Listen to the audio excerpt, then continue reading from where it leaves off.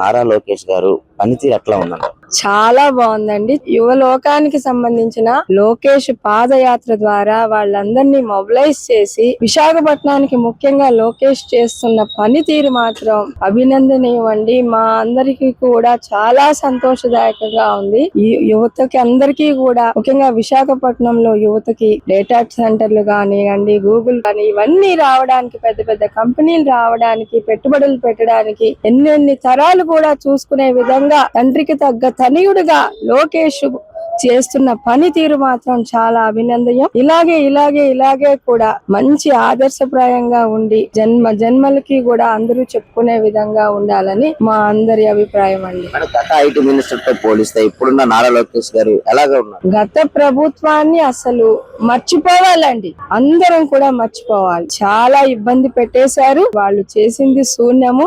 ప్రజలందరూ కూడా అదనందరినీ మర్చిపోయి ఇప్పుడున్న కూటమి ప్రభుత్వానికి చేదోడు వాదోడుగా నిలబడి ఇంకా కూడా పైకి ఎదగాలి. ప్రభుత్వం పనితీరుతోటి సామాన్య ప్రజలైతే మాత్రం చాలా సంతోషదాయకంగా ఉన్నారండి. ఇలాగే కొనసాగితే మాత్రం ప్రతి వాళ్ళు కూడా చాలా సంతోషంగా వాళ్ళ పనులు చేసుకొని అభివృద్ధిలోకి వస్తారని నేను తెలుసుకున్నానండి.